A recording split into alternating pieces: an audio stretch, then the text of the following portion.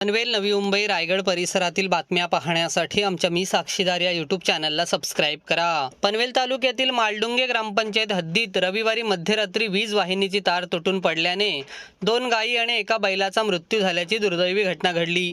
त्या घटनेमुळे परिसरातील शेतकरी आणि ग्रामस्थांमध्ये तीव्र संताप व्यक्त केला जात असून मृत जनावरांच्या मालकांना तातडीने नुकसान भरपाई देण्याची मागणी करण्यात येत आहे।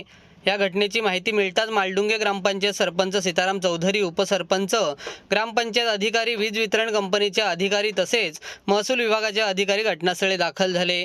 त्यांनी मृत जनावरांची पाहणी करून पंचनामा केला। मी एवढाच बोलेन की आज पावसाळा सुरुवात झालेली आहे आणि पावसाळा चालू होत असताना आपल्या या आदिवासी बंधूंना पावसाळ्याला जेव्हा शेतीचं काम चालू होतंय आणि ते होत असताना आपल्याला बैलांची गरज असते आणि बैलाची गरज आज होत असताना आज या ठिकाणी अशी दुर्दैवी घटना घडलेली आहे की इलेक्ट्रिक तार तुटून ती तार तुटत असताना त्याला 3 जनावरं मृत्युमुखी पडलेले आहेत आणि या मृत्युमुखी पडल्याचं कारण असं आहे का MSCVLचा गलथाना कारभार। आज प्रत्येक वेळी आम्ही इथं लाईनमॅन असो, वायरमॅन असो यांना नेहमीच आम्ही सांगतोय का लाईट का नाही।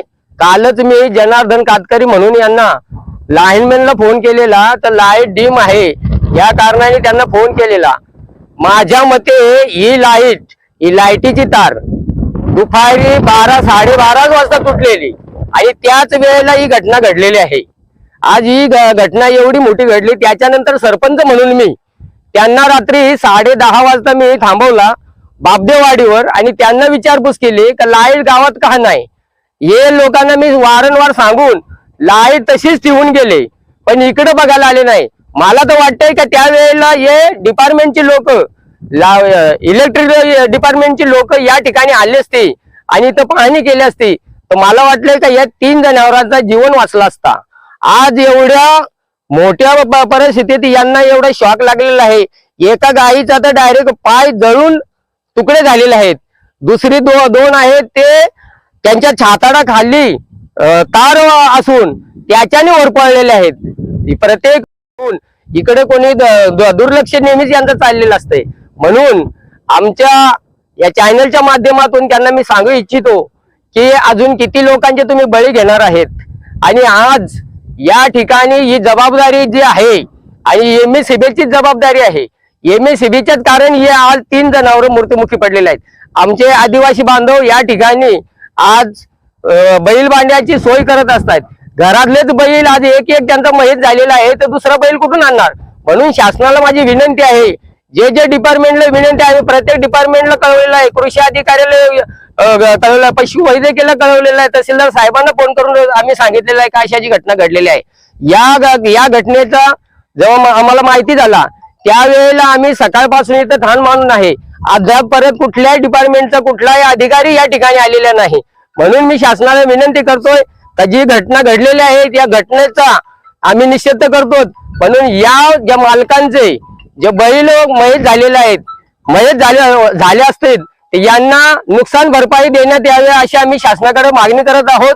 आणि या MSCVच्या डिपार्टमेंटचा हे आम्ही सर्व ग्रामपंचायत मालडुंगेच्या वतीने निषेध करतोय आणि या डिपार्टमेंटला अजूनपर्यंत जाग येत नाही। वारंवार आम्ही त्यांना सांगतोय तिथं लाईटीचा पोल वाकलाय, तिथं लाईटीच्या तारा कमकवत आहेत पण कुणीही लक्ष देत नाही। मी इथपर्यंत माझ्या माध्यमातून शासनापर्यंत एवढं बोलू शकतोय।